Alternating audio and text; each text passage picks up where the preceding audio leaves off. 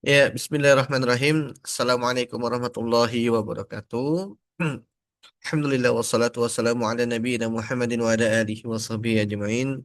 Allahumma la sahla illa ma ja'altahu sahla wa anta taj'alul hazna idza syi'ta sahlan. Eh, Selamat malam semuanya, Bapak Ibu yang sudah hadir di Zoom di agenda sosialisasi Merifa yang saya selenggarakan. Ini Zoom pertama kita ya untuk agenda Merifa. Nah, insya Allah di pertemuan kali ini ya memang belum masuk pelatihan, namun saya akan apa namanya informasikan ya berikan pemahaman, presentasikan apa itu Meriva, terus kenapa atau apa urgensinya saya launching atau menjalankan agenda ini dan prospek ke depannya bagaimana. Ya, semoga Allah mudahkan kita untuk bisa eh, menjalankan agenda-agenda yang baik ya ikhtiar-ikhtiar baik kita terutama untuk kaum muslimin dan untuk generasi yang tentunya lebih sehat untuk ke depannya ya dan lebih cerdas insya Allah. Baik, Bapak Ibu semua, saya perkenalkan ya. Sebelumnya ini adalah Meriva Konsep Profile. Nah, PDF-nya sudah saya bagikan kan. Meriva konsep profile. Apa itu Meriva? Meriva itu kepanjangan dari Meridian Vital Regulation, ya. Meridian Vital Regulation. Nanti saya izin off cam ya, biar kita fokus aja. Soalnya juga saya lagi ini juga soalnya berantakan di rumah biasa. Ya, Meridian Vital Regulation apa itu? Sistem pendidikan dan pengobatan self-care integratif. Ya, self care integratif. Jadi mandiri ya. Kalau bahasa lainnya pengobatan self care itu mandiri. Mandiri integratif berbasis teori meridian atau Qingluo ya. Kalau pernah belajar TCM, uh, apa istilah Qingluo ini nggak ini ya nggak asing. Dan fisiologi modern yang bertujuan meningkatkan kemampuan keluarga dalam melakukan regulasi tubuh secara aman, ilmiah dan terstruktur sebagai pencegahan serta pertolongan pertama sebelum rujukan medis. Kemudian Meriva di sini bukan konsep pengobatan alternatif yang baru, Bapak Ibu semua.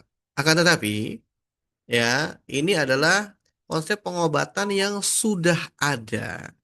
Ya, yang sudah ada tentunya, yaitu apa? Kita berangkat dari traditional Chinese medicine, ya TCM, dan sesuai dengan ciri khas saya juga, ya kita berangkat juga integratif, ya terintegrasi. Artinya apa? Kita korelasikan dengan pemahaman medis modern. Kenapa? Karena kiblat kita, ya dan yang menjadikan acuan yang berhubungan dengan kesehatan, termasuk di dalamnya BPJS, kemudian asuransi apabila ada yang memakai asuransi atau semacamnya ya ini kan rujukannya bukan TCM. Nggak mungkin kalau kita ke dokter ke rumah sakit ditanya keluhannya apa, sesak nasi liver ya kan. Dokter yang nggak paham ya mereka nggak akan eh, respon itu gitu kan, nggak mudeng gitu kan. Tapi kalau misalkan kita eh, bawa ke rumah sakit ya disertai kita sudah paham alurnya apa, gejalanya apa. Ya ini kan memudahkan bagi kita yang pertama ya, dokter akan lebih mudah mendiagnosis apakah ini sesuai dengan apa yang disampaikan atau enggak. Dan ketika memang kita sudah mengetahui sindromnya, polanya, apa penyakitnya dan apa pertolongan pertamanya ketika kita memang harus dibawa ke dokter atau ke rumah sakit ya untuk dilakukan tindakan yang lebih lanjut, ini kita sudah melewati fase golden age itu dengan baik. Kenapa? Karena beberapa penyakit itu memiliki fase atau waktu golden time atau golden age ya, waktu emas itu nggak panjang. Contoh misalkan stroke, ya kasus stroke golden time-nya 3 sampai 4 jam. Kasus serangan jantung golden time-nya 45 menit ya kan? Nah, kalau golden time ini sia-sia, akhirnya ya kalau stroke misalkan dia yang area-area infarktnya atau area jaringan otak yang mati itu akan makin luas, ya. Nah, harusnya ketika kita bisa cegah yang mati hanya 10% sehingga pemulihan akan lebih cepat. Nah, karena kita nggak tahu apa-apa, ya kan? Kita nggak tahu bagaimana indikasinya dan apa penanganannya. Nah, akhirnya yang infark, yang mati itu bisa sampai 30-40% dan ini penyembuhan akan lama sekali. Ya akan lama sekali. Itu yang pertama. Terus yang kedua, eh, kita nggak bisa menafikan bahwa di luar sana ya yang menjalankan kedokteran modern itu masih ada oknum. Sebagaimana juga di alternatif itu ya ada oknum juga. Ya, di kedokteran modern juga ada oknum. Ya mereka ya sales obat, jualan obat mereka juga ada. Ya mereka juga ada. Di klasik ada. Ya, jadi kita fair-fairan aja. Di satu sisi, ya sisi yang A dan sisi yang B itu masing-masing punya oknum. Nah, supaya kita terhindar dari oknum-oknum ya yang seperti ini, yang melakukan malpraktek atau sengaja meresepkan sesuatu yang memang nggak perlu di situ, ya kan? Kita bisa lebih kritis bertanya tujuannya apa, ya. Atau misalkan, eh seringkali gini nih, yang sering terjadi adalah ketika kita diresepkan beberapa obat oleh dokter katakanlah ya. Terus kita nggak merasa kalau kita punya penyakit itu, tapi diresepkan. Nah, terus kemudian kita tanya-tanya sama orang nih, loh, kenapa kok diresepkan ini nggak kan nggak sakit ini? Yang ini banyak banyakin aja. Ya kan informasi yang misinformasi yang sering kali kita dapatkan. Padahal ya misalkan yang paling sering adalah obat lambung ya. Diberikan antibiotik, diberikan vitamin, diberikan antipiretik, obat demam, ya kan, diberikan paracetamol dan semacamnya gitu kan, diberikan obat batuk, antitusif atau ekspektoran. Terus ada obat lambung. Nanti kita bertanya, saya mual enggak, saya sakit lambung juga enggak, tapi ada obat lambung. Akhirnya apa? Misinformasi ini kita tanya sama orang. Bukan tanyain sama dokter, tapi tanya sama orang. Ya, orang yang memang bukan latar belakangnya kedokteran dan dia nggak ngerti formulasi. Ya, nggak ngerti formulasi. Karena formulasi di modern zaman sekarang itu mirip-mirip dengan formulasi di klasik ternyata. Ya, kalau setelah saya pelajari jauh lebih lanjut, mirip-mirip.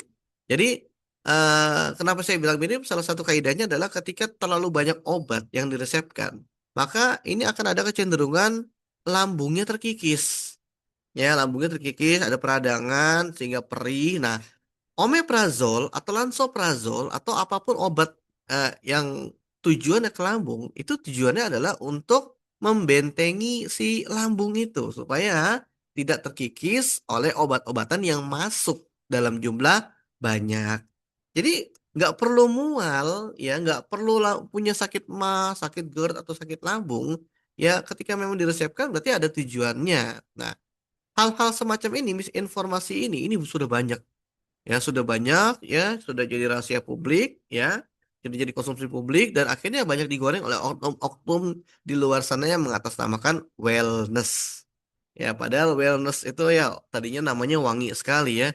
Orang-orang luar biasa ya, holistic, wellness, traditional medicine, ya, herbal. Namun ada oknum-oknum yang belajarnya baru separuh, kemudian mereka show up, yang akhirnya menyebabkan misinformasi, informasinya setengah-setengah atau bahkan salah, ya, kemudian dipublikasi, disebarkan, di-share, dan banyak pengikutnya, jangan heran, banyak sekali pengikutnya, dan akhirnya menyebabkan banyak kerugian tentunya.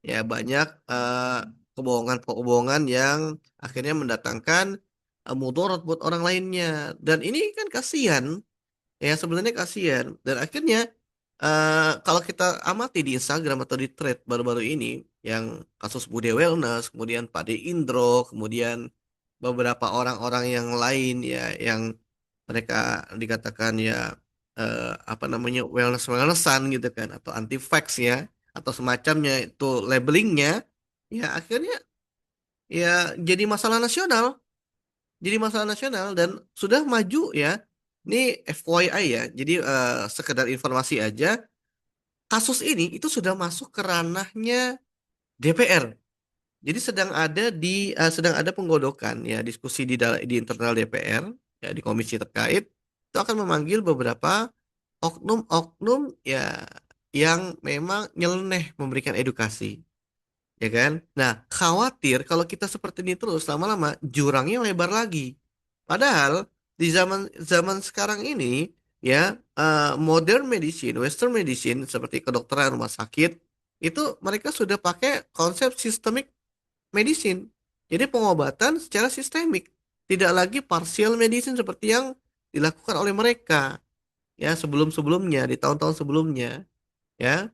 Ya, kita juga nggak bisa menafikan bahwa ya itu adalah suatu kemajuan. Nah, makanya kalau oknum-oknum ini banyak lagi, terus akhirnya diterbitkan PP lagi, ya kan? Terbitkan apa namanya peraturan lagi. Yang kasihan siapa? Yang kasihan ya kita-kita atau terapis-terapis, teman-teman terapis yang memang dia giat ikut pelatihan, giat upgrade ilmu, praktek berdasarkan apa namanya berdasarkan kaidah ilmiah, berdasarkan prinsip ilmiah, ada keilmuannya jelas, mereka mencatat, mereka membukukan, mereka terus upgrade, tapi akhirnya mereka terjerat oleh aturan-aturan yang ketat.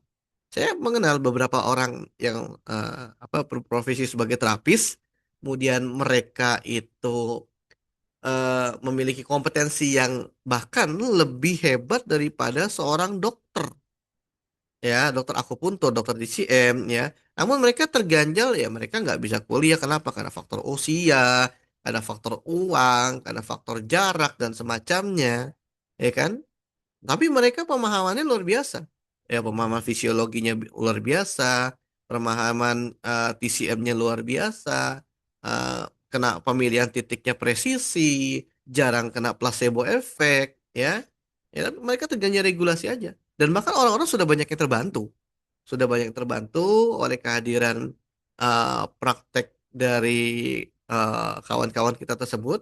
Nah, makanya kita apa namanya? Berusaha untuk meminimalisir atau memperkecil gap atau jurang itu lagi. Dan salah satunya apa? Ikhtiarnya dengan kita coba launching Meriva nih. Jadi kita rumuskan konsep ya yang memang konsep alternatif ini sudah ada ya, namun mungkin beberapa orang itu merasa ah ini terlalu jelimet, terlalu susah dalam memahami, terlalu susah dalam mempelajarinya. Maka kita rangkum ya, kita rangkum. Plus supaya kita nggak dituduh wellnessan, ya supaya kita nggak dituduh serampangan terhabis koboi, kita tetapkan red flag-nya, batasannya, ya, batasan kemampuan kita kita harus paham, ya. Beberapa terapi saya pernah ketemu gitu kan, pernah ketemu mereka mengatakan bahwa akupuntur bisa mengobati apapun, ya kan, akupuntur bisa mengobati apa aja, bekam bisa mengobati apa saja. Kemudian herbal bisa mengobati apa saja. Ini kan overclaim, ya, overclaim. Akhirnya ya, ya sudah, karena overclaim, ya, ya terjadilah apa yang sudah terjadi kemarin ya kan, mengatakan bahwa TBC hanya bisa apa bisa sembuh hanya dengan herbal, ya kemudian dipublikasi dan yang dilihat yang melihat adalah dokter yang dia mempelajari bagaimana anatomi virus atau bakteri TBC tersebut, ya kan. Mycobacterium itu tuberculosis itu kan. Nah, itu kan ketika dilihat kan apa ini? Pemahaman dari mana ini gitu kan? Sedangkan pada saat ini kita membutuhkan OAT, obat anti TB, obat anti TB, ya kan? Dan sebelum munculnya OAT, ini tingkat kematiannya tinggi sekali. Terus tiba-tiba ada orang mengatakan hanya dengan herbal. Pemahaman dari mana kan begitu kan akhirnya kan? Ya, pemahaman dari mana? Ya saya nggak menafikan kalau ada orang yang sembuh tanpa OAT hanya dengan herbal, nggak menafikan. Karena saya sendiri pernah menangani beberapa kasus TB dan bismillah sembuh tanpa OAT. Ya, namun memang pengobatannya cukup panjang, sekitar 6 bulan sampai 8 bulan. Rata-rata seperti itu. Ya kan? Karena memang apa? Karena memang virus virus TB itu memang apa ya? Kuat ya, beda dengan virus-virus lainnya, beda dengan flu atau semacamnya. Yang memang TB ini memiliki cangkang yang kuat ya, ibaratnya cangkang yang kuat, shield yang kuat, tameng yang kuat, yang dimana tameng ini nggak akan bisa jebol kalau hanya pengobatannya bersifat sebentar. Ya, sebentar. Dan itu sudah dibuktikan. Ya, di medis modern pemberian OAT itu minimal 6 bulan. Kenapa? Supaya OAT-nya ini bisa menembus cangkangnya si bakteri si TB itu. Ya, ini saya pakai bahasa gampang ya, cangkangnya si bakteri TB itu yang kuat. Jadi diibaratkan si bakteri TB itu seperti kura-kura, ketika diserang dia ngumpet dalam cangkang. Nah, kita mau ketok-ketok kalau cangkangnya belum pecah kan nggak akan ada damage di situ kan. Nggak akan ada apa? Nggak akan ada efek di situ. Ketika gangguan sudah hilang, dia hidup lagi, dia ngerogoti paru lagi kan seperti itu. Dan bakteri TB ini bisa membuat paru-paru groak dan semacamnya, ya. Bahaya, ya bahaya luar biasa sih. Nah, tujuan Meriva juga ya salah satunya adalah memberikan edukasi tentang batasan kita, ya batasan kita. Dan di Meriva ini kita nggak akan pelajari penjaruman akupuntur, ya namun kita ganti dengan akupressure. Kenapa? Berdasarkan PP 103 kita mengacu ke sana bahwa dan ini semakin ketat pengawasannya ya, bahwa penggunaan jarum itu nggak bisa digunakan oleh sembarang orang, ya. Ya kalau misalkan nggak ketahuan, nggak ada yang ngomong, diem-diem aja, ya itu silakan dah terserah, ya keyakinan masing-masing gitu kan, resiko tanggung masing-masing gitu. Nah tapi kan kalau secara regulasi, secara legal standing hukumnya itu nggak boleh. Ya, jangankan akupuntur, bekam dengan pisau atau dengan jarum aja itu nggak boleh sebenarnya.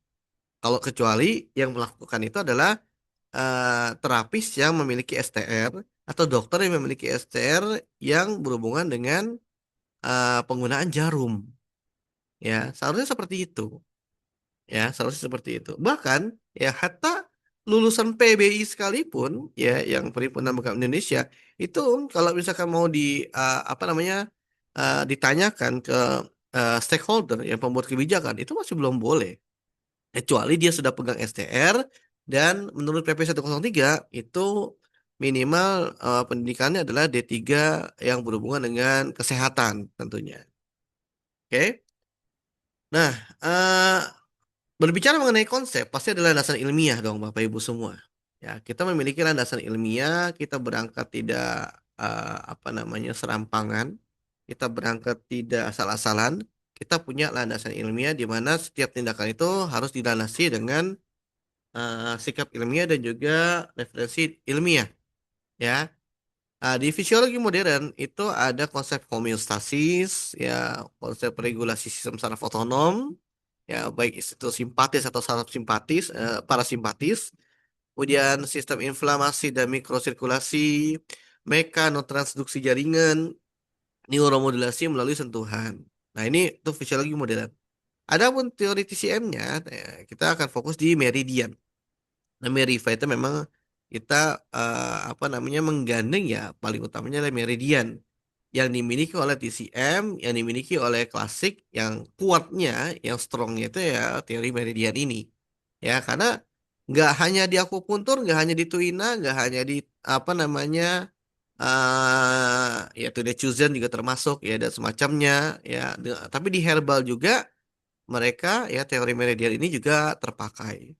Nah, di TCM ada sistem Qingluo ya sebagai jalur regulasi fungsional, sirkulasi Qi dan She ya, energi dan darah, konsep yin yang, keseimbangan, kemudian harmonisasi organ fungsional ya. Dan pendekatan Meriva itu memposisikan teori meridian sebagai model regulasi biologis yang dapat dipahami melalui jaringan fascia, sistem saraf dan vaskular. Dan insya Allah ini akan saya jelaskan ya dengan bahasa yang mudah. Karena target audiensnya adalah target marketnya di sini Meriva ini adalah orang-orang yang memang awam sekali. Ya, awam sekali. Karena kalau kita lihat di sini kan, nih, ya bertujuan meningkatkan kemampuan keluarga. Kan nggak semua keluarga itu latar belakangnya kesehatan. Ada yang bisnis, ada yang latar belakangnya ya ada kedokteran juga, ada yang latar belakangnya pendidikan, ada yang latar belakangnya malah nggak sekolah, ya kan? Mas ada juga, ya nggak bisa nggak boleh kita pungkiri. Ada sebagian daerah yang memang tingkat buta hurufnya masih tinggi, ya. Jadi ini akan saya jelaskan dengan bahasa-bahasa yang lebih ringan. Bahkan pelajaran atau materi tentang meridian nanti benar-benar saya sederhanakan. Tidak seperti ketika saya mengajar kelas khusus TCM. Nah, oh iya nggak apa-apa Pak. Aman. Filosofi inti ada 5 ya. Yang pertama regulasi sebelum medikasi. Maksudnya apa? Jadi gangguan ringan itu perlu distabilkan terlebih dahulu melalui aktivasi regulasi tubuh sebelum intervensi farmakologis. Apa yang dimaksud intervensi farmakologis? Ya obat, ya atau misalkan tindakan-tindakan medis yang invasif, suntik, infus dan semacamnya. Nah, seperti saya katakan tadi ya, setiap penyakit yang berat itu memiliki golden time atau golden period atau golden age sebutannya seperti itu. Seperti stroke 3 sampai 4 jam, jantung 45 menit dan semacamnya itu memiliki golden golden time atau golden period. Waktu-waktu emas. Nah, di waktu emas ini ya misalkan kita memilih jalur medis ya kan. Kita siapkan mobil dan segala macam, kita siapkan kendaraan untuk bawa dia ke rumah sakit.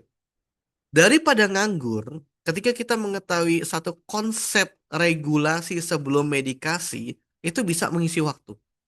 Bisa mengisi waktu. Stroke misalkan, ya. Gimana caranya ketika ada orang kena serangan stroke, ya kan? Kemudian sebelum dilarikan ke rumah sakit supaya golden time-nya itu nggak sia-sia. Daripada diem aja begitu, ya keluarganya nangis, yang di kiri nangis di kanan nangis, ya kan? Pasrah, panik segala macam sambil nunggu apa namanya kendaraan. Udah gitu nanti di perjalanan kena macet, ya kan? Kita identik Indonesia kan macet ya, paham ya. Apalagi kota-kota besar seperti Jakarta, Tangerang, Surabaya. Nah, itu kan macet-macet tuh, ya kan? Macet-macet tuh. Nah, jadi eh, harus dipahami ya daripada kita buang-buang waktu golden time-nya ya, kita manfaatkan lakukan regulasi sebelum kita lakukan medikasi ya. Kemudian eh yang kedua adalah aktivasi jalur, Bapak Ibu semua. Jadi bukan menekan gejala ya, tapi kita fokus pada membuka dan menyeimbangkan jalur meridian. Jadi bukan sekedar menghilangkan keluhan. Contoh, misalkan, saya kasih contoh ya. Nanti ada pelatihannya, insya Allah ada sendiri ini pelatihannya. eh Kita bagi yang sudah pernah belajar TC ya, makanya kan saya rekomendasikan orang-orang yang mau jadi, yang mau masuk atau bergabung ke Meriva Pioneer Circle ini sudah pernah belajar TCM. Ya, TCM minimal dasar-dasar aja. Ya kan, meridian-meridian apa, alurnya gimana, jalurnya seperti apa. Nah, itu sudah minimal sudah harus belajar. Ya, kenapa? Supaya nanti saya kerja tuh nggak dari awal. Nah, bagaimana dengan yang belum? Ya silakan kalau misalnya masih bisa mengikuti silakan. Ya, ikut aja nggak apa-apa. Yang jelas di awal ini tujuan saya membuka Pioneer Circle ini adalah saya menjalin simpatisan yang sebanyak-banyaknya karena saya tahu tujuan yang besar tidak mungkin diperoleh dicapai seorang diri aja. Contoh, kita balik lagi. Eh Contoh-contoh kasus yang mengenai aktivasi jalur, ya. Jadi fokus ke membuka dan menyeimbangkan jalur meridian. Contoh, eh meridian LU, ya meridian LU. Berarti kan kalau kita bicara LU berarti lang, lang itu paru, ya kan paru. Kemudian meridian ST, ST berarti stomach, ya lambung. Meridian LV atau LR, yang kena LV ada yang kena LR, liver, ya kan? Ini kan masing-masing punya punya apa ya? Punya ciri khas masing-masing. Meridian ini fokusnya kemana? Meridian itu fokusnya kemana? Ya. Karena kalau misalkan kita belajar TCM, ini kita hanya belajar meridian LU, LU1, LU2, LU3, ya kan? Jalannya dari mana? Jalannya dari apa namanya area ulu hati, kemudian turun ke lambung, terus kemudian naik ke melewati paru, kemudian menuju ke LU1, LU1 terus, LU2, LU3 terus sampai ke ujung jempol. Udah kan begitu aja TCM kan?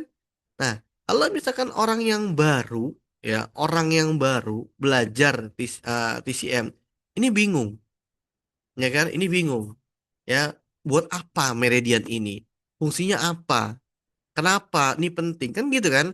Nah, tapi nanti di Meriva kita akan memberikan arahan bahwa meridian LU itu fokusnya untuk napas sama imunitas. Artinya, ketika kita di dalam keadaan kondisi misalkan safar, nah ini yang baru-baru terjadi mudik ya kan? Nah, kemudian terkadang kecapean mudik, macet misalkan dari Depok ke Karawang 7 jam. Ya, ada beberapa yang japri saya ngeluh itu tuh. Ya kan? Ngeluh, aduh Ustadz, ya aduh Mas, ini mudik luar biasa tahun ini. Depok ke Karawang 7 jam. 10 jam cuma sampai Indramayu. Dari ini ya, dari Tangerang gitu kan. Wah, banyak yang ngeluh kayak gitu kan. Artinya melelahkan. Ya, melelahkan. Nah, kemudian nggak jarang orang-orang akhirnya drop tuh. Drop sakit, ya kan, meriang, sampai kampung malah meriang, greges, gak enak badan, demam. Nah, ini kan berhubungan dengan imunitas, ya kan? Nah, kita bingung tuh, harus apa gitu loh, harus apa? Nah, di Meriva kita memahami bahwa meridian paru, meridian LU itu berhubungan dengan pernapasan dan imunitas. Nah, kemudian kita cek nih, oh gejala yang saya hadapi batuk, kemudian ada flu, ya, kemudian ada pusing, sakit kepala, kemudian ini karena kecapean, berarti berhubungan dengan imunitas. Oh, berarti gempur nih meridian LU nih. Nah, gempur meridian LU, ya, kita fokus di meridian LU, ya, meridian paru nih, atau organ parunya nih, kita gempur nih. Gimana caranya? Nanti ada sistem terapinya.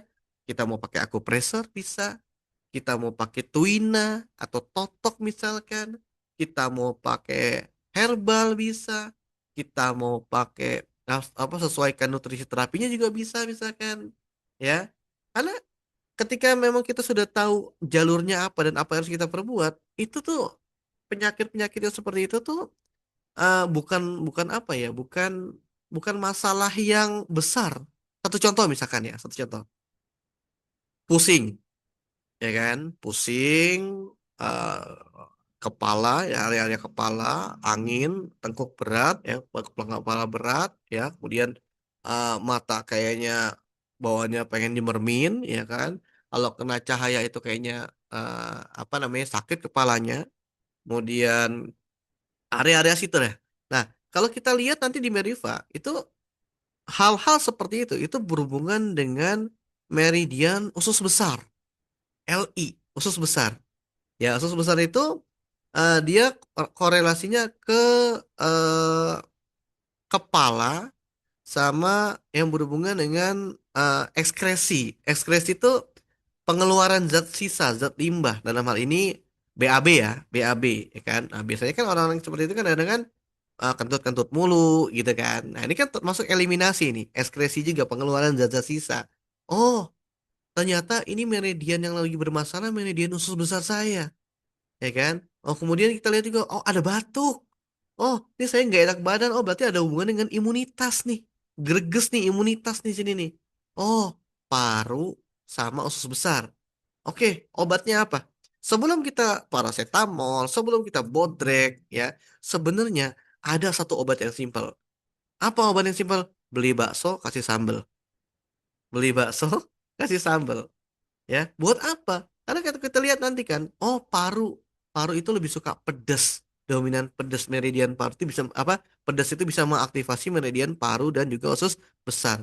Nah, dan seringkali obatnya itu, seringkali obatnya itu, atau misalkan kita masak Indomie pakai saus, pakai cabai rawit, kemudian kita makan, keringetan gobios, ya, kemudian sembuh, ya kan, sembuh, seger lagi, jos lagi, ya, itu seringkali seperti itu, ya. Beberapa yang japri saya, "Ya, apa obatnya Mas ini, obat apa ya, herbalnya apa, ngapain pakai herbal ini, ambil aja beli Indomie gitu kan.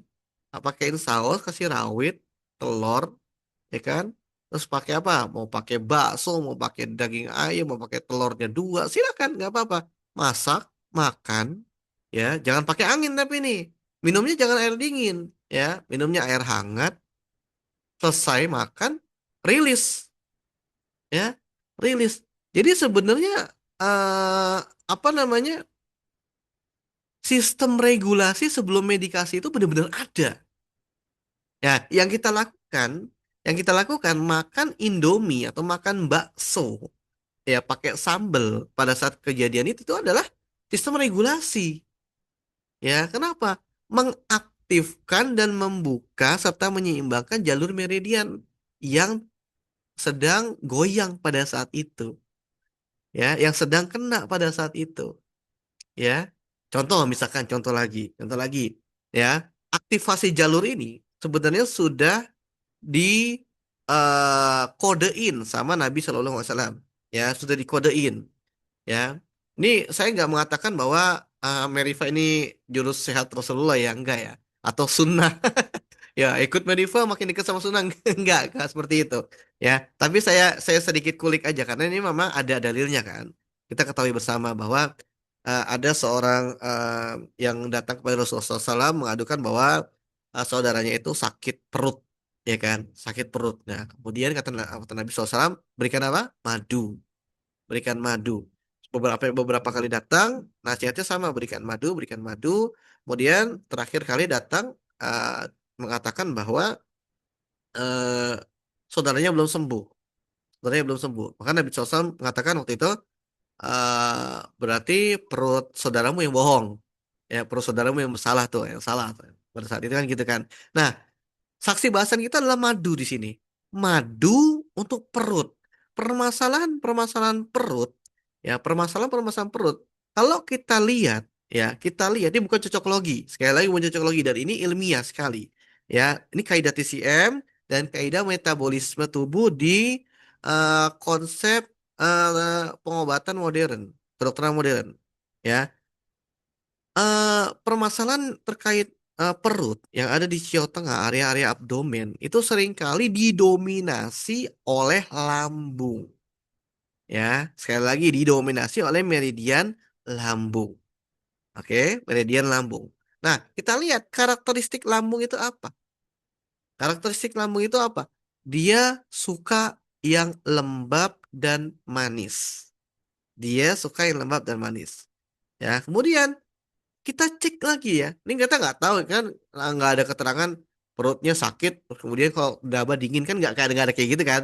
Pokoknya keterangannya di redaksi hadisnya itu adalah sakit perut, ya sakit perut. Nah jadi kita berdasarkan teks redaksi aja, sakit perut.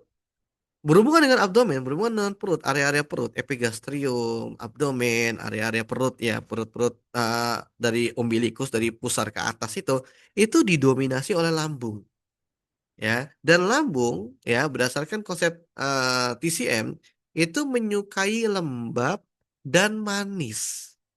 Dan madu memiliki dua sifat itu. Dia manis, dia lembab, cenderung hangat, netral cenderung hangat.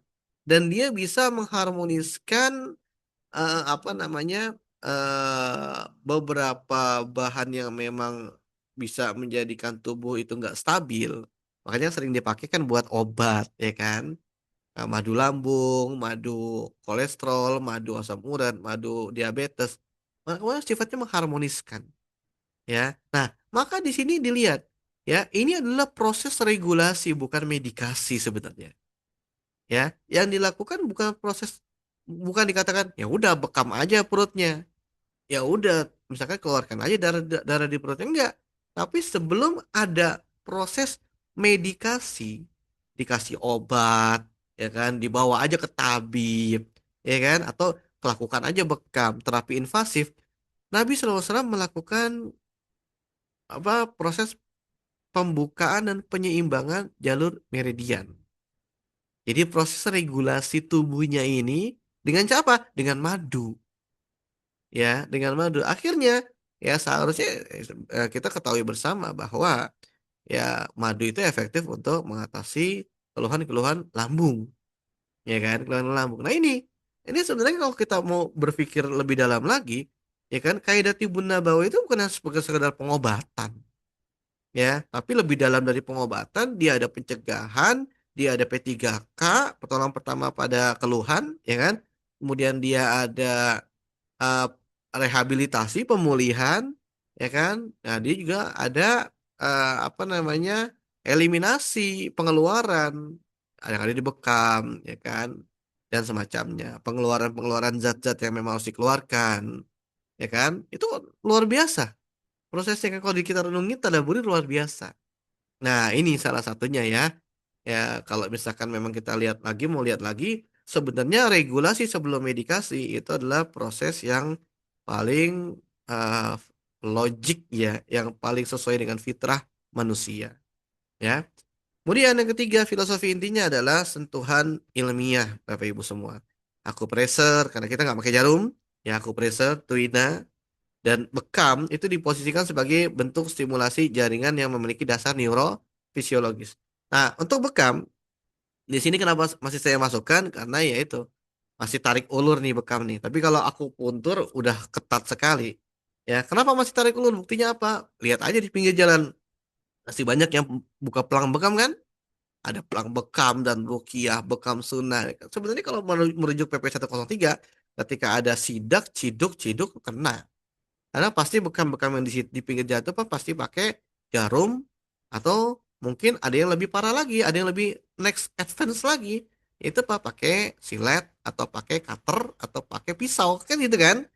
Yang ODT itu kan. Nah, tapi eh apa namanya? Intinya nggak terlalu jadi masalah dan banyak malah tambah banyak kan, malah tambah banyak yang kasus-kasus atau misalkan ruko-ruko atau terapis-terapis bekam. Artinya kan masih tarik ulur nih.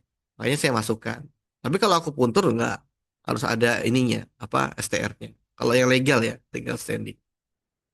Kemudian keselamatan prioritas utama. Jadi setiap protokol Meriva itu dilengkapi dengan sistem triage. Ya triage itu apa? Pertama zona hijau. Zona hijau self care aman, pengobatan mandiri oke aman, realistis ya. Meriva itu realistis. Zona kuning, kalau mau self care silakan tapi monitor ketat ya, pengawasan ketat dan konsultasi ini intens sama apa namanya praktisi atau senior dari Meriva. Misalkan nanti kita bismillah Allah mudahkan untuk disebarkan Meriva ini ke seluruh kaum muslimin atau seluruh rakyat Indonesia yang di Indonesia, kemudian dipakai Meriva bismillah misalkan.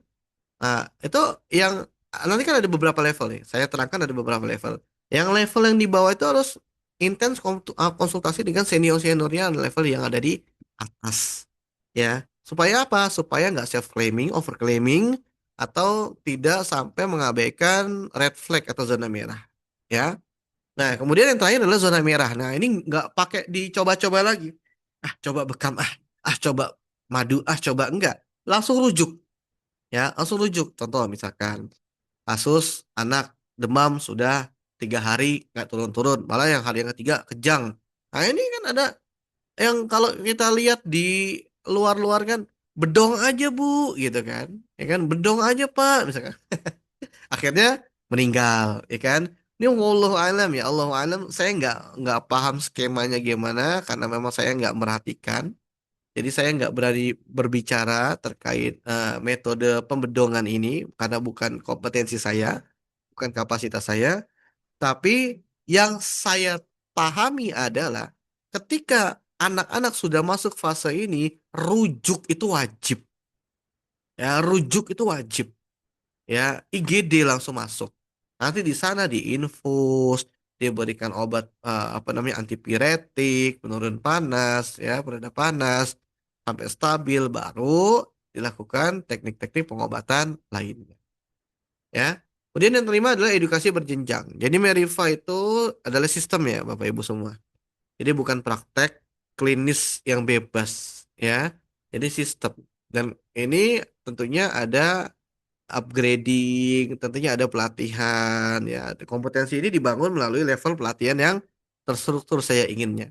Nah, dan di Meriva Pioneer Circle ini ya, Meriva Pioneer Circle ini untuk yang angkatan-angkatan awal yang apa namanya penggeraknya ini yang saya buka saat ini ya, itu eh, tentunya akan saya adakan pelatihan intens. Ya, berapa biayanya? Free alias gratis. Ya, semua apa materi-materi yang berhubungan dengan Meriva, materi-materi Meriva itu saya berikan gratis. Jadi saya nggak akan apa namanya setengah-setengah, nggak akan saya tahan-tahan. Ya, wah ini kayaknya mahal nih harus berbayar enggak seperti itu. Ya, khusus yang Meriva Pionir ini, yang angkatan-angkatan awal ini, ya eh, gratis. Ya, tentunya gratis. Tapi tetap saya berikan regulasi yang ketat. Ya, diantaranya ya kita kenapa saya kasih berikan gratis karena kita take and give aja. Ya, kan di awal saya katakan saya nggak mungkin bisa mencapai apa namanya tujuan yang tinggi, tujuan yang besar kalau saya sendiri. Ya, saya butuh super team bukan Superman. ya kan? Saya butuh orang yang memang bisa berkolaborasi, sinergi sama saya, ya kan? Untuk apa? Karena saya ingin meningkatkan kualitas kesehatan rakyat Indonesia pada umumnya dan juga kaum muslimin pada khususnya. Makanya saya di grup kan saya katakan, kalau bisa ya impian saya semoga konsep ini bisa digunakan di pondok-pondok, diajarkan di pondok-pondok. Kenapa? Sebelum dia minum obat, sebelum dia ke dokter atau dipulangkan, kalau masih zona hijau, ya masih green flag, ya green zone di sini, ya Merifa aja dulu, lakukan Merifa dulu aja. Nah, kalau rilis kan berarti kan alhamdulillah. Ya, kalau misalkan nggak rilis berarti kan kita lihat masuk zona kuning. Ya kan, ada tahap selanjutnya. Setelah regulasi, sebelum regulasi medikasi. Jadi medikasi nggak terlalu berat. Oh, ternyata medikasi nggak mampu. Dia akhirnya masuk zona merah. Berarti rujuk segera. Jadi ada step-stepnya. Ya kan? Karena saya punya pengalaman. Ya, yang saya katakan, saya pernah ceritakan di grup itu. Saya punya adik, saya pondokin di suatu sebuah pondok ya.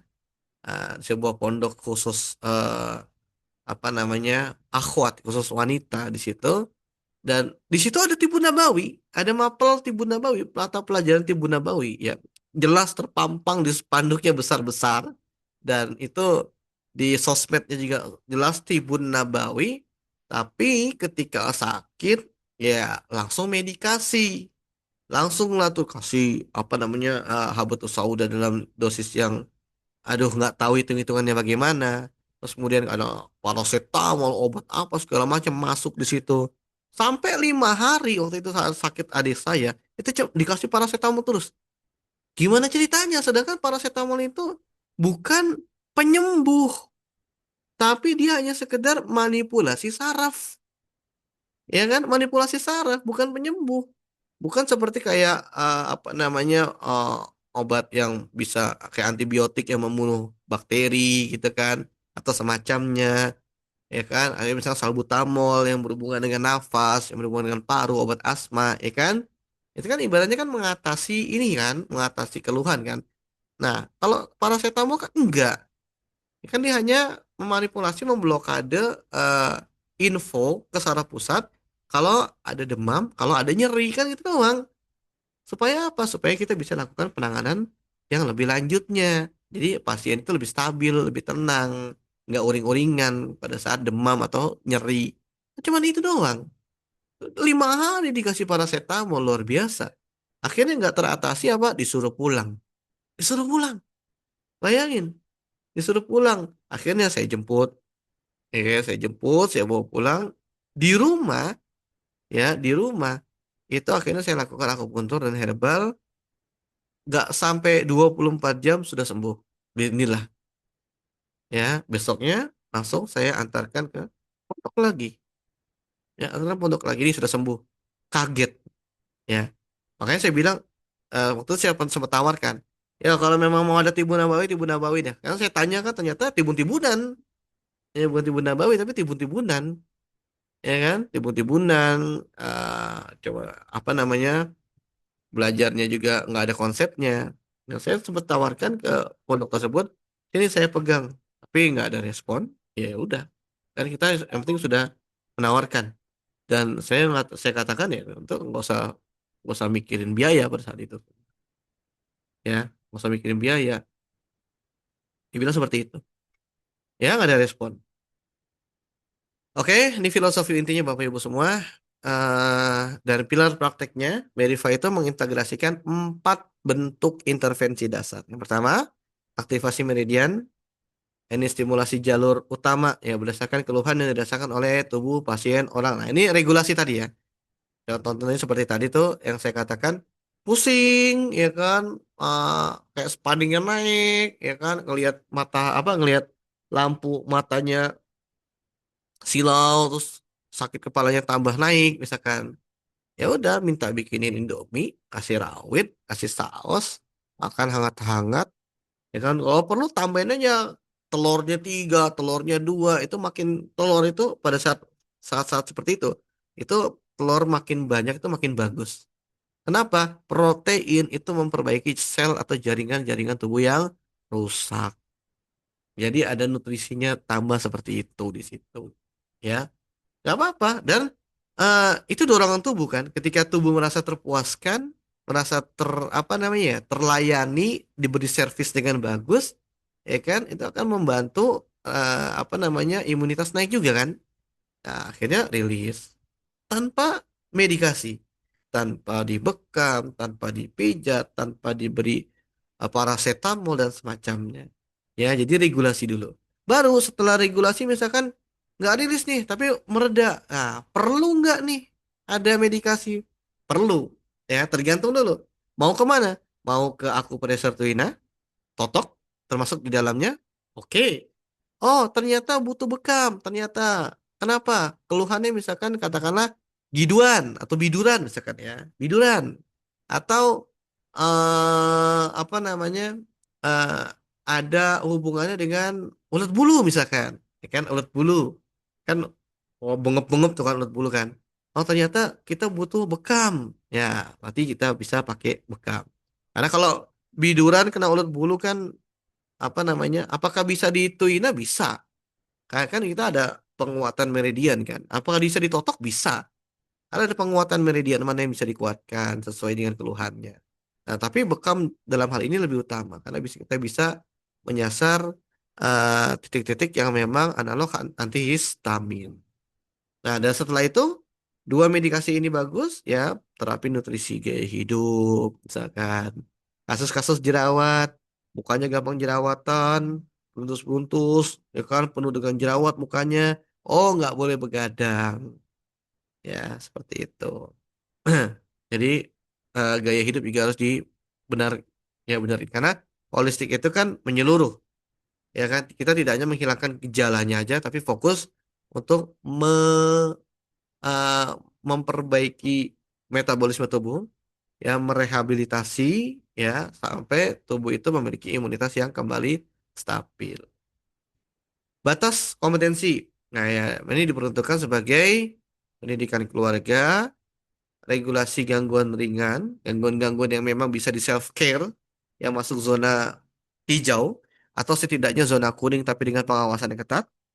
Dan pertolongan pertama sebelum rujukan. Seperti tadi saya katakan ya, stroke, serangan stroke tiba-tiba jedrek, ya kan, sambil nunggu mobil disiapkan, daripada diem aja, bapaknya apa, istrinya nangis, anaknya juga nangis, ya, golden time-nya hilang begitu aja, ditambah lagi di tengah jalan ke rumah sakit juga macet, nah maka kita berikan pertolongan pertama, ya kan, dengan konsep Merifa.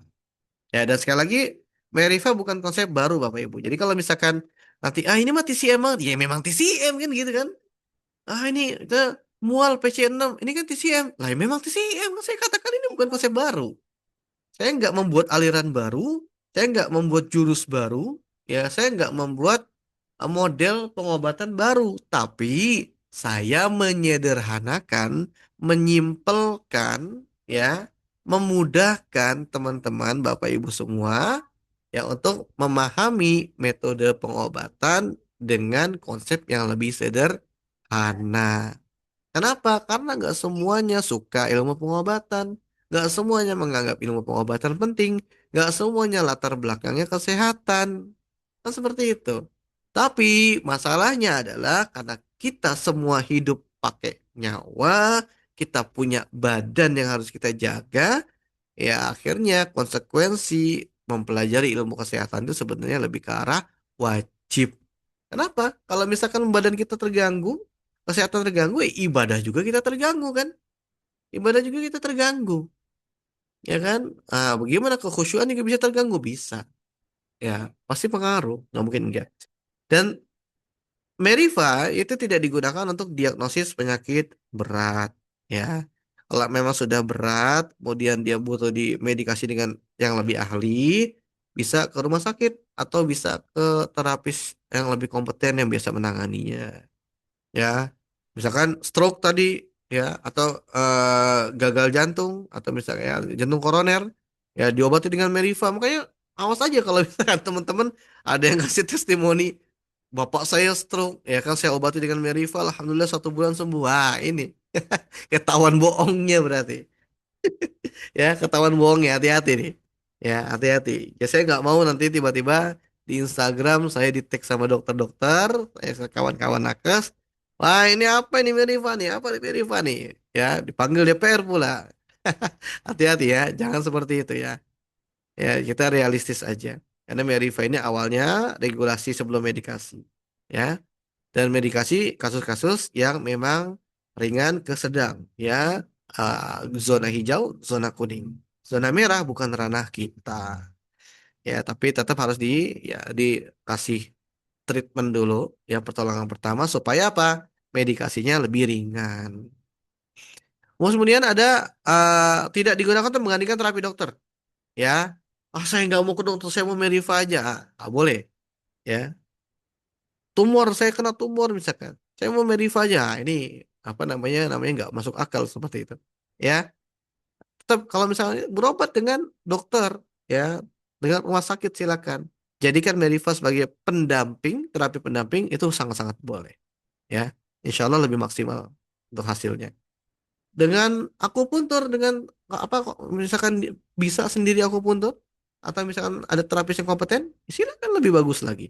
Ya, intinya tuh ya saya sinergi, ya, nggak mengajak teman-teman untuk ayo Meriva aja, hilangkan yang lain, nggak seperti itu. Ya, saya nggak mengajak ke fanatisme buta, tapi lebih ke arah sinergi. Kenapa? Zaman ini, zaman sinergi itu lebih maksimal hasilnya. Ya, inilah. Kemudian tidak digunakan untuk praktek medis tanpa izin. Nah ini ya saya nggak mau tiba-tiba ada yang pasang pelang terapi Meriva. Nggak ada, ya nggak ada seperti itu ya. Khusus terapi Meriva nggak ada. Ya, ya ini apa untuk pertuntukannya tuh ini.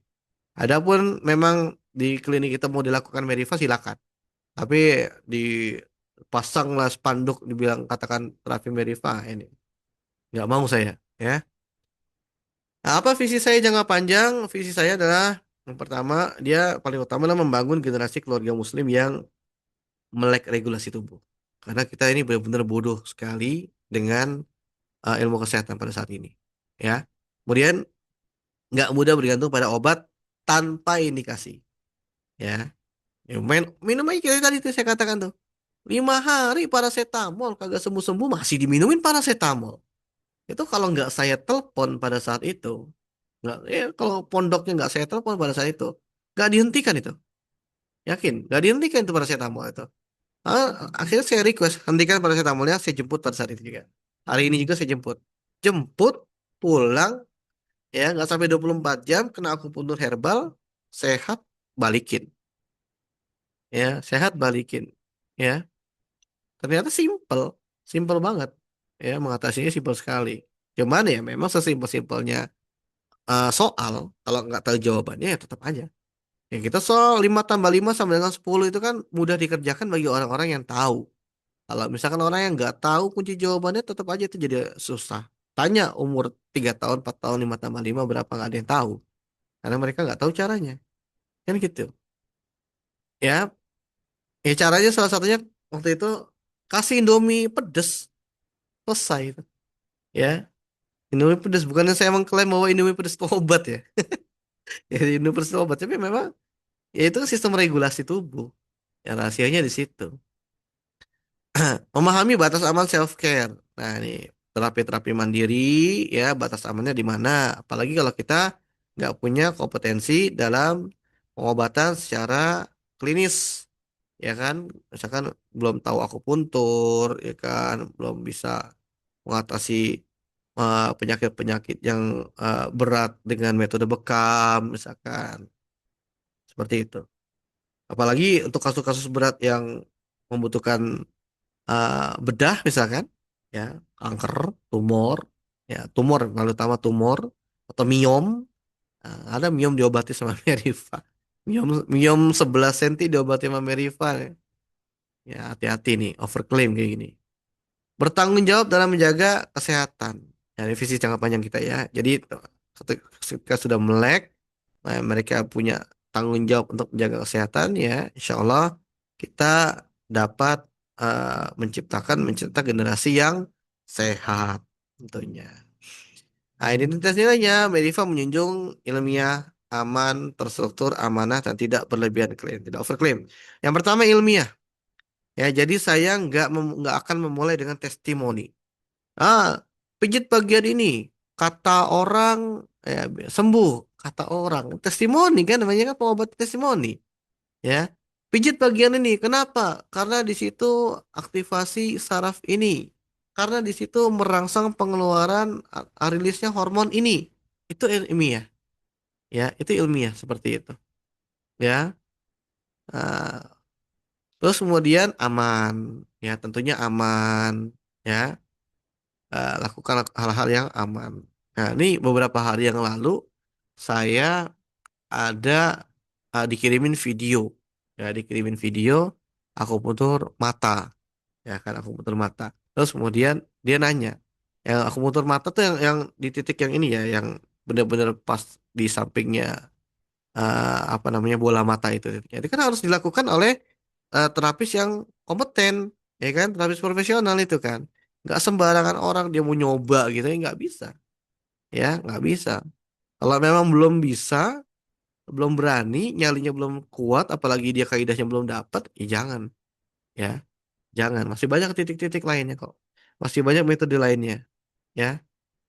Kemudian terstruktur, ya. Nah, nanti Meriva itu punya ala algoritma pikir, alur berpikir. Jadi kita nggak lompat-lompat, ya.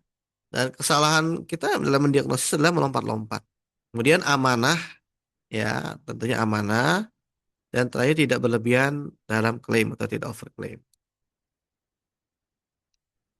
Sudah, habis ya. Alhamdulillah. Nah, itu ya. Dan eh sebagaimana yang tadi saya sampaikan ya, tentunya teman-teman ya nanti akan ada pelatihan tentunya ya. Akan ada pelatihan, ada intensif ya. Ada buku ajarnya juga ya. Kemudian nanti kawan-kawan ini mendapatkan pelatihan dengan free tentunya. Yang berhubungan dengan Verify ini free.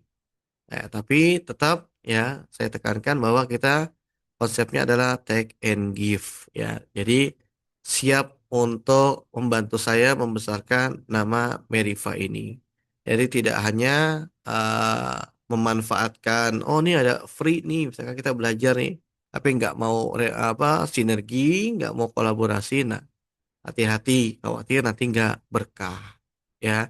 Dan kenapa namanya pionir? Karena pionir ini generasi pertama ya generasi pertama.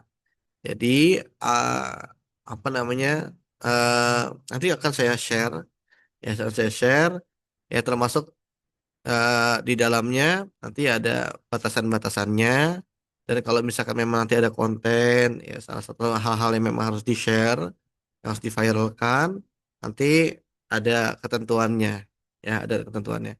Saya memahami bahwa masing-masing bapak dan ibu memiliki kesibukan. Saya memahami bapak dan ibu memiliki aktivitas masing-masing.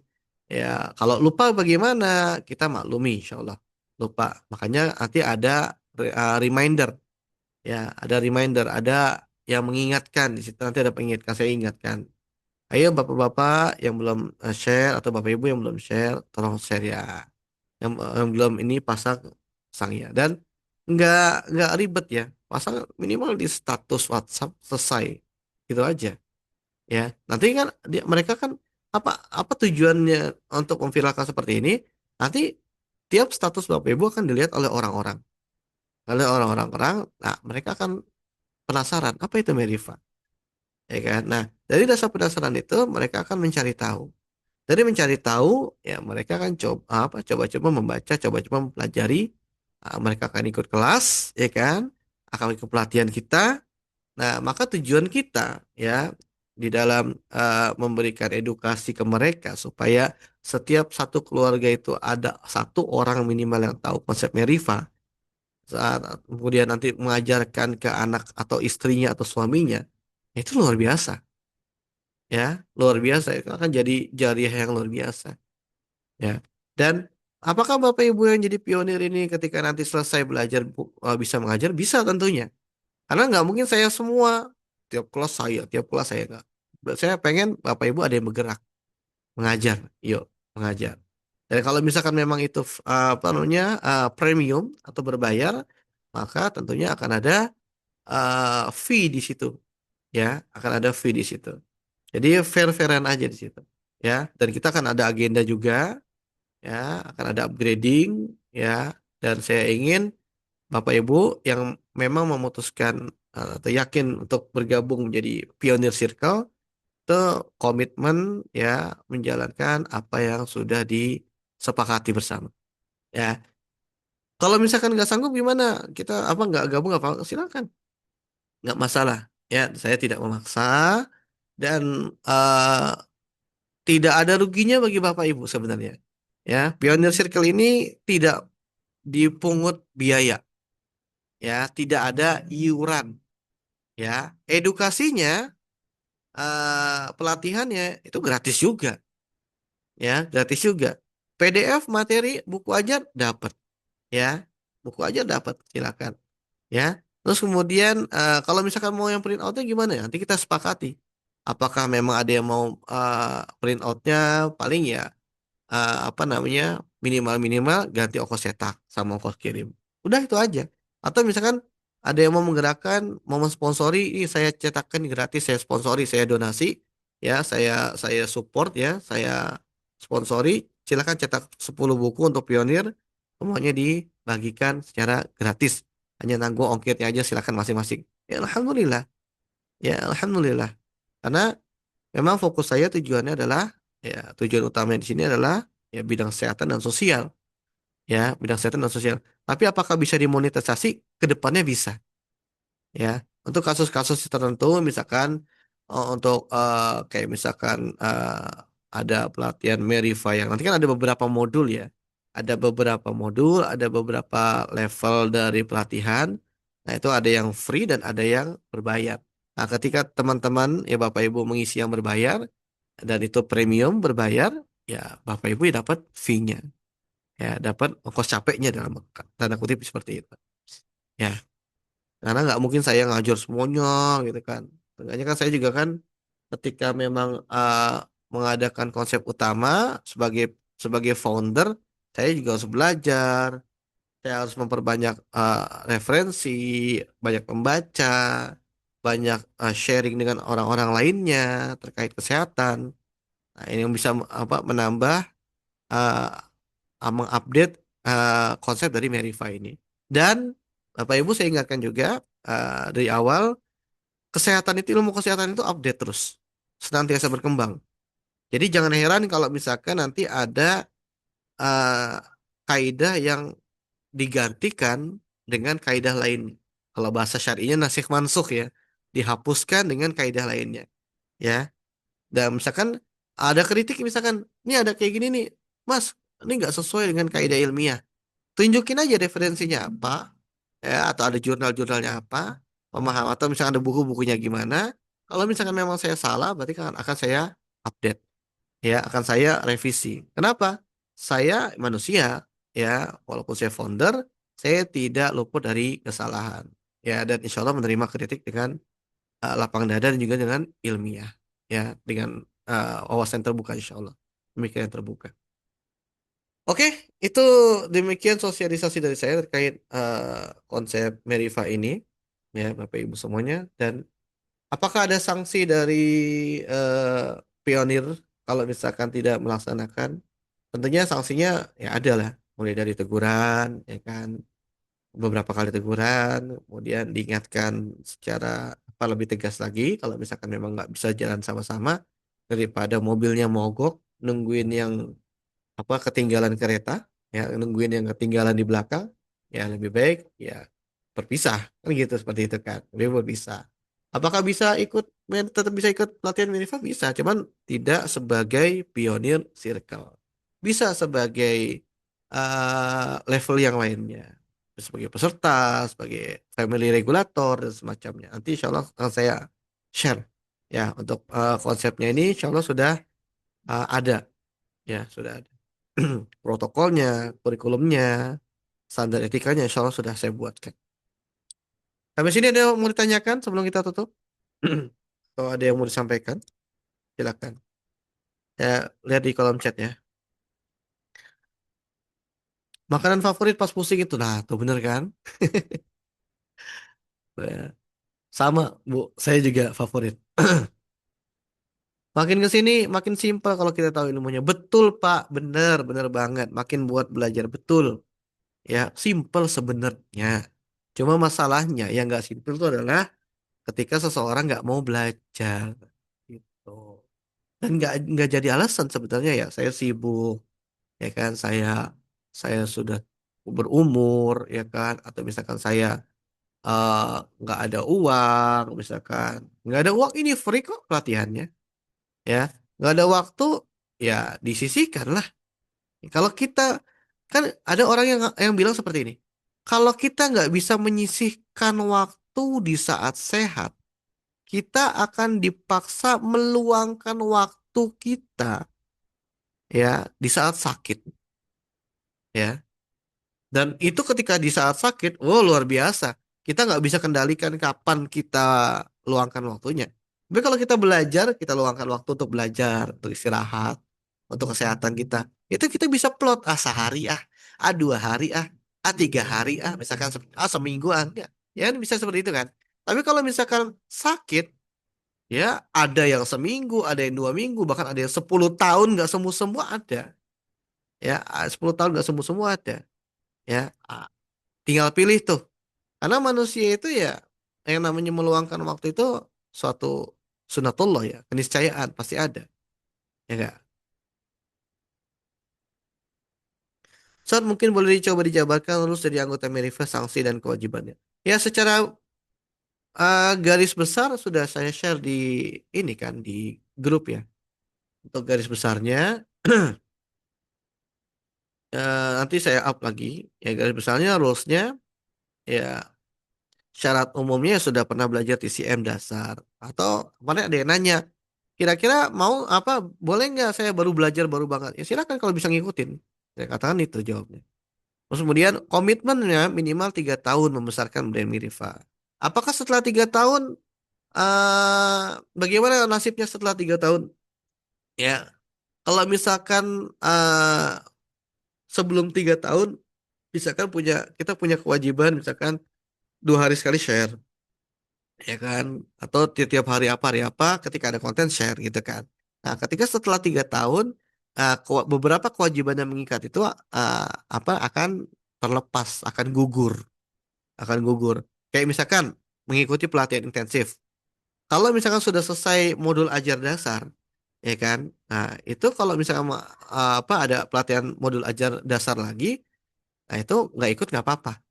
Dan itu nggak perlu menunggu 3 tahun. Kamu kalau mau murojaah silakan, oh free kok, gratis, ya kan. Nah, tapi kalau untuk awal-awal itu wajib. Nah, terus kemudian apalagi banyak ya. Dan biasanya setelah setelah apa namanya setelah naik dari pionir ini, saya itu membuka jenjang yang senior educator, ya senior educator, ya. Jadi senior educator itu adalah yang apa peserta pionir yang nanti akan saya rekomendasikan yang diprioritaskan untuk mengajar. Ya, apa syaratnya nanti saya share. Karena nanti setelah apa namanya setelah selesai eh, apa namanya modul dasarnya, modul ajarnya, baik itu per bab ataupun secara keseluruhan, itu kan akan ada ujian. Ya, ujian itu salah satu tolak ukur saya dalam menentukan siapa yang bisa mengajar di kemudian hari. Bisa prioritaskan.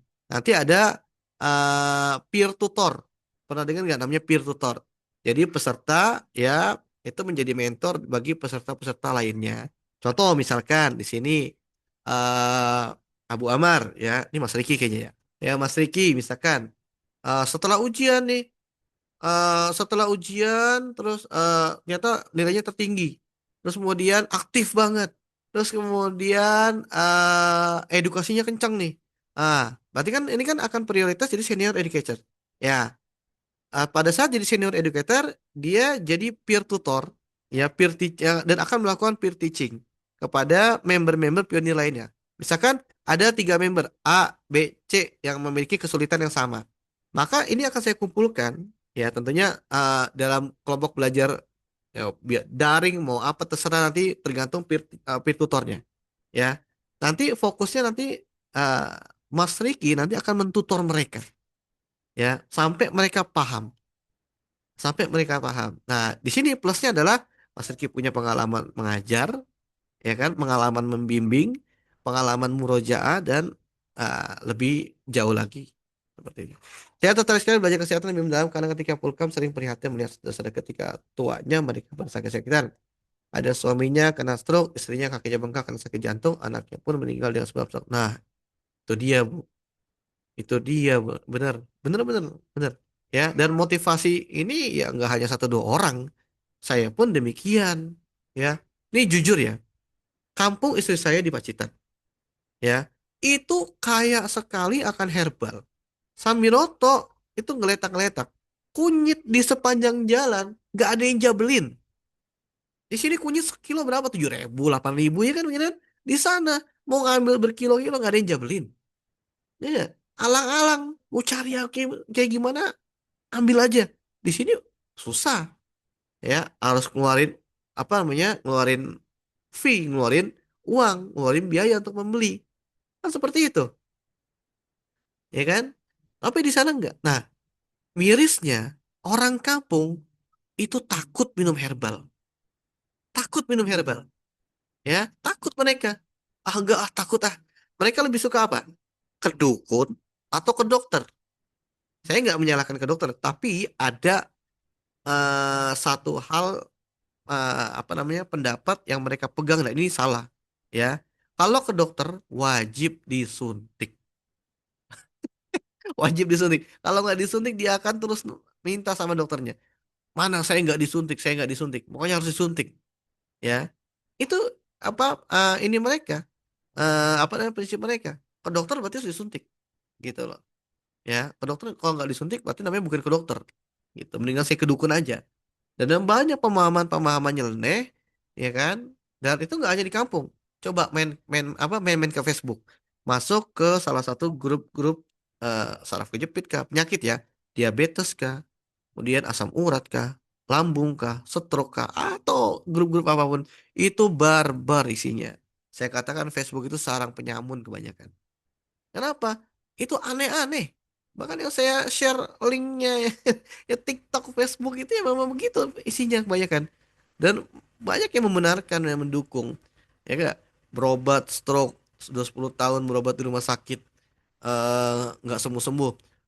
Nanya apa ya obatnya, kan kita bikin status ya, bikin post gitu kan di grup itu. Terus kemudian ada yang komen, sini berobat sama saya, 1 kali pertemuan jarak jauh, ya, dijamin sembuh. Dari mana? Kalau kita juga baca juga pasti ketawa deh. Dari mana konsep seperti ini, kan begitu loh. Ya kan? Udah overclaimnya luar biasa, jarak jauh lah. Ya. Pernah saya coba, apa namanya, ikut-ikutan seperti itu. Saya coba saya japri nomornya. Saya bilang saya lagi sakit ini. Ujung-ujungnya apa? Suruh beli herbalnya dia. Suruh beli racikannya dia. Racikannya ketika saya cek, dengan saya bandingkan dengan penyakit saya, ngaco. Ya, kacau sekali itu. Dari mana tuh saya tanya, ini belajar herbal di mana? Ah, ini resep turun temurun. Allahu Akbar. Jauh dari kata ilmiah. Dan mirisnya banyak yang kena. Mirisnya banyak yang kena. Makanya kenapa saya katakan kita perlu ada satu sistem atau satu konsep. Karena salah satu yang apa namanya, yang menyebabkan mungkin orang-orang nggak pengen apa, susah belajar ilmu kesehatan itu karena jelimet mungkin. Ah, susah saya. Akal saya nggak cukup, ya kan. Udah nggak kuat mikir. Nah, kita sederhanain. Atau ada yang juga nggak mau belajar TCM, alasannya apa? Syubhat. Alasannya produk kafir. Alasannya filsafat, ya kan? Nah, saya katakan, eh, pada orang-orang seperti itu, pertama, eh, ada yang mengatakan TCM filsafat. Saya katakan, ya memang berangkat dari filsafat Taoisme, gitu kan? Memang berangkat dari filsafat tersebut, ya kan, dari filsafat Taoisme, ya, dari Tao Te Ching itu kan. Nah, kalau di Konfusiusme itu kan. Nah, tapi kan sekarang sudah banyak ya pengajar TCM yang beragama Muslim, bahkan sudah, apa namanya, sudah ngaji lebih jauh dia sudah tahu akidah-akidah batasannya bagaimana yang apa namanya yang sesuai dengan akidah kaum muslimin dan mana yang tidak sesuai tidak diajarkan. Kan seperti itu. Pertama, ya. Terus yang kedua apa namanya kesyirikan. Kesyirikannya kan tadi seperti tadi sudah ada yang memang memfilter, ya kan? Saya memfilter. Atau misalkan alasan-alasan apapun itu sebenarnya memang alasan produk kafir. Pertanyaannya adalah kalau produk kafir kenapa para ulama banyak yang belajar? Para ulama banyak yang belajar. Ya mulai dari Al-Imam Ibnu Qayyim itu belajar. Al-Imam Syafi'i itu belajar akupuntur. Ya, belajar TCM. Belajar Yunani. Ya, mau gimana? Kalau ulama aja aman-aman aja, kenapa kita enggak kan gitu? Kalau alasannya produk kafir, beberapa kaidah-kaidah kayak teori Newton, kayak hukum Archimedes, itu produk kafir juga. Tapi anak kita aman-aman aja, santai-santai aja belajari. Kita santai-santai aja, ya kan? Nah, maka eh, harus diluruskan terlebih dahulu ya bahwa ini adalah ilmu dunia dan aman-aman saja ilmu dunia selama tidak tidak melanggar apa syariat Islam tentunya kan ada kaidah kita belajar akidah kita belajar tauhid kan gunanya untuk memfilter ya baik insya Allah kita cukupkan ya untuk sosialisasi ini dan untuk apa namanya follow upnya akan saya eh, apa namanya akan saya jelaskan di grup Pioneer Circle bagi teman-teman ya Bapak Ibu yang memutuskan bergabung, saya ucapkan selamat bergabung, selamat datang, selamat berjuang bersama. Bagi Bapak Ibu yang memang belum berminat untuk bergabung ya tidak mengapa. Semoga sehat selalu. Mungkin kita berjodoh di lain waktu, di lain momen, ya, di lain kebutuhan. Dan semoga Allah senantiasa mudahkan di dalam belajar ilmu kesehatan dimanapun itu ya tetap junjung tinggi ilmiah ya ilmiahan di dalam mempelajari ilmu kesehatan. Dan tutup subhanakallahumma bihamdika asyhadu an la ilaha illa anta astaghfiruka wa atubu ilaik. Assalamualaikum warahmatullahi wabarakatuh. Waalaikumsalam warahmatullahi Waalaikumsalam warahmatullahi wabarakatuh. Sama-sama. Salam. Jazakumullah.